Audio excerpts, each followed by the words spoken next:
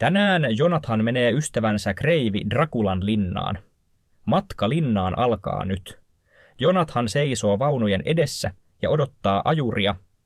Missä ajuri on, hän ajattelee. Ah, tuolla on ajuri, hän puhuu hotellinpitäjän kanssa. Mistä he puhuvat? Minulla ei ole aikaa ja minun täytyy lähteä. Jonathan katsoo vaunujen ympärille ja näkee monia ihmisiä. Ihmiset puhuvat paljon, mutta hän ei ymmärrä heitä. Jonathan ajattelee, miksi he ovat surullisia? Minä en ole surullinen. Minusta tämä on outo paikka, mutta en ole surullinen. Hän näkee, että ihmiset puhuvat ja liikuttavat käsiään. Hän näkee heidän kätensä, mitä he tekevät käsillään. Ah, nyt hän ymmärtää, he liikuttavat käsiään kuin krusifiksi. Heidän kätensä eivät ole krusifikseja, mutta kun he liikuttavat käsiään, heidän kätensä ovat kuin krusifikseja. Ajuri saapuu. Nyt matka alkaa. Jonathan menee vaunuihin, muutkin ihmiset menevät vaunuihin. Jonathan katsoo ympärillään olevaa maata ja ajattelee, että se on kaunis. Siellä on paljon puita. Tässä maassa on paljon omenoita ja luumuja, koska siellä on paljon omenapuita ja luumupuita. Hän sanoo, Omenapuut ovat todella kauniita ja haluan syödä niiden omenoita. Hän näkee myös päärynöitä, koska tässä maassa on paljon päärynäpuita. Hän sanoo, todella hyvä. Päärynäpuut ovat todella kauniita ja haluan syödä niiden päärynöitä. Rakastan metsän puita. Mutta vaunut jatkavat, ne ovat erittäin nopeat vaunut. Miksi vaunut menevät niin nopeasti? Hän näkee tien, joka ei ole hyvä tie. Se on vanha, mutta vaunut menevät nopeasti. Pitäisikö vaunujen mennä nopeasti, jos tie on vanha eikä hyvä tie? Hän ajattelee. Ajuri pitää nopeasta matkasta, hän ajattelee. Nyt vaunut menevät metsään.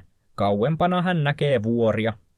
Vuoret ovat erittäin suuria ja metsä on myös erittäin suuri. Jonathan ajattelee Englannin vuoria. Hän ajattelee, että Englannin vuoret ovat hyvin pieniä, pienempiä kuin Romanian vuoret. Vaunujen ulkopuolella Jonathan näkee ajoittain muita ihmisiä. He ovat tämän maan ihmisiä.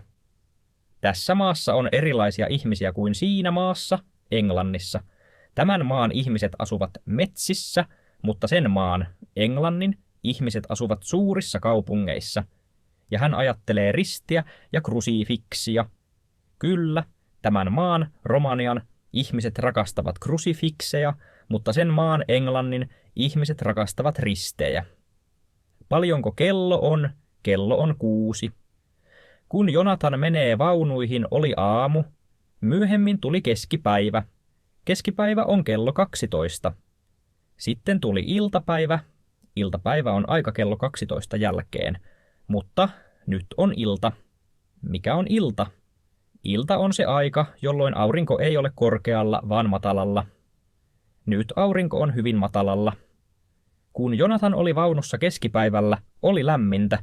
Keskipäivällä Jonathan ajatteli, minulla on lämmin, minun täytyy juoda, mutta nyt kun kello on 6, aurinko on matalalla, eikä ole lämmintä, on kylmä. Nyt hän ajattelee, minulla on kylmä. Missä aurinko on? Kun Jonathanilla on lämmin, ja kun hänellä on kylmä. Jonathan ei halua olla lämmin, mutta hän ei halua myöskään olla kylmä.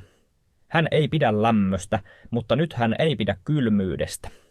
Jonathan sanoo taas, missä aurinko on, ja hän sanoo, milloin matka päättyy. Missä on ystäväni kreivi Drakulan linna?